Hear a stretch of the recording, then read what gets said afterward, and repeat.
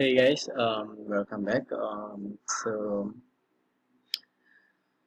Uh, Today I'll be talking about mood disorders.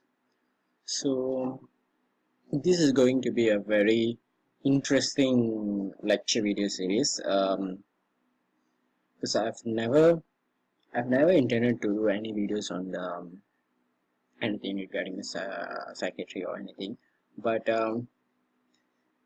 when I went through all my cases, and I think this is one of the most interesting cases to do because you get to know about how people behave and stuff, and what is the possible reason behind it and all. And this is, I promise you, this is going to be a very interesting lecture. And yeah, it's gonna be long. I think I'll do a couple of videos on this, and hope you'll watch all the videos in order to understand this thoroughly. And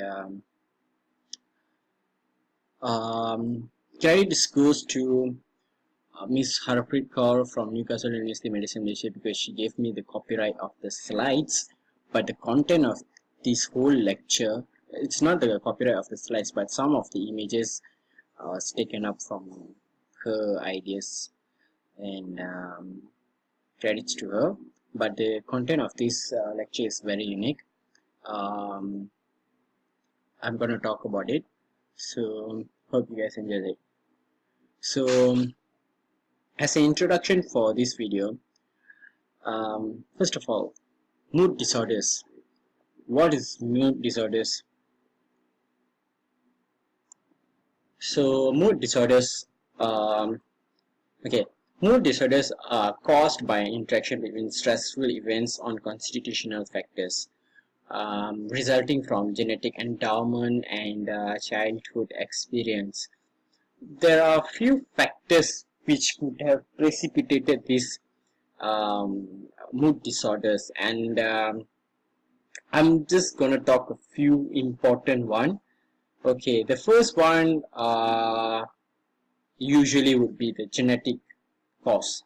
So, for example, like adopted children, they have a high rate of mood disorders, and the risk of having these mood disorders is also greater in patient who's having a relative of who's having a relative that has this mood disorders. For example, let's say a patient is having a relative of a bipolar patient, and that individual would actually have a higher chance than a normal general population. So that is the first factor, genetic cause. And the second one is the personality itself. The patient with depression usually has pre-morbidity anxiety characteristics, and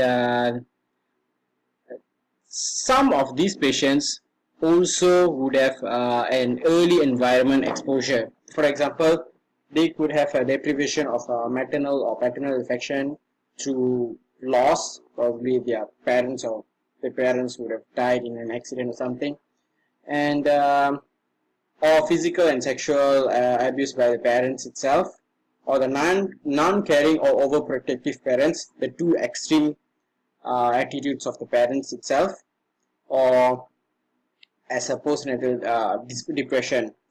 And another thing that could have precipitated these mood disorders are environmental factors. For example, they could have lost a job, or they could have just undergone divorce or wedding or something, and that could have actually precipitated a mood disorder. So, for example, depression or something.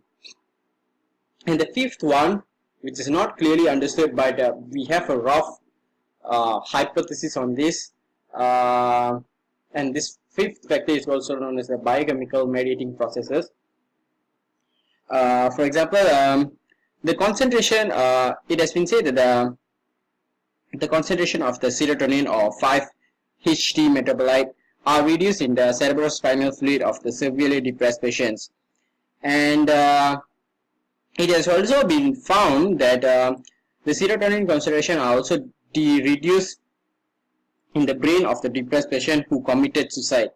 And tryptophan which is a precursor of serotonin.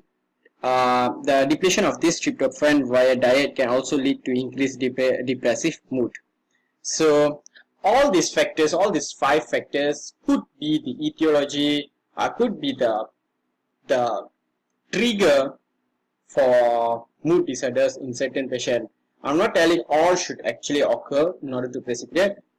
Even one of them actually can precipitate this mood disorders and stuff. So now I'll be talking about also what do we have in the next slide. Okay, mood. Now I'm going to talk about the classification of the mood disorders. So just to make it simple, I've the slide shows a very simplified classification of the mood disorders. So actually we have a lot, but I'm just like showing the 2 main one, which is the unipolar or the bipolar. The unipolar is always depression. So and then that unipolar mood disorder, we can actually classify them more into 2. That is whether the depression occurring for the first time. That means that some patient, that particular patient is having a depressive episode for the first time, or recurrent. And so as for the mood disorders have also been here we have seen one type of classification. The mood disorders have also been classified according to the presumed etiology. For example, endogenous, that means factors within the individual such as genes, as well as the second of all, reactive, for example, related to external stresses and stuff. So okay, this depressive disorder may be classified according to the nature and the intensity of the symptoms. It could be necrotic or psychotic. So as well as classifying disorders according to the severity, it is also useful to subtype this depression. For example, we have the 2 subtypes of this depression. The first one is dysthmia. That means chronic or constant fluctuating mild depressive symptoms. And second one is a cyclothymia. That means chronic instability of the mental chronic instability of the mind with mild chronic instability of mood with mild depressive and maniac symptoms. So these are the 2 subtypes of the depression. The first one is dysthmia and the second one is a cyclothymia. Okay, so now I'll be talking about the epidemiology of the mood disorders. So as I mentioned before, mood disorders, the main 2 mood disorders that we will be talking about is are the depression as well as the bipolar disorder. So as you can see from the table, depression is affecting more of the population than bipolar disorder, and depression is affecting females more than males, but as for bipolar, it is affecting males and females in the at an equal proportion. And it should also be noted that depression is more common in urban areas and people with higher social class. Okay, because they tend to have more expectation about their life, and when that fails, then things can turn out bad. So I'll be talking about the symptoms of this depression and stuff in later slides, but I'm just going to touch a few things about the central features of depression. Usually depressed people, they will have, of course, obviously they will have a depressed mood, and they will also have this negative thinking that everything that they do is going to be a failure. That means they're just like being pessimistic and stuff. They also would have this lack of enjoyment, and they will also show this attitude of not really an attitude. They will also have this behavior of a reduced energy. That means all their all their motion would be very slow and stuff. So all these central features are actually showing that they will always remain unhappy. That is for depression. Whereas for mania, the central feature is that they will always be in a state of elation. But it must be noted that mania is a severe form, and the less severe form of mania is also known as hypomania. The central features of both these things are the patient would actually be the patient would actually be overreactive. Means they will be very uh, how to say, they have a very high energy and elevated mood, and they will also tend to have these self-important ideas. That means they will always think that they are greater than anyone else and all those stuffs. So these are the things that actually cause these are the things are the that actually classifies these two closely related mood disorders. But then it is very common to have ups and downs in our lives, and some of the time when we face a failure, we would be depressed, and you can't really call that you are having a depression at that time. So yeah, patient would have this thing let's say if they have been having this very sad and upsetting days for a, like, let's say for a week, they were already think it they were already perceive it as a that they are undergoing an episode of depression or something like that.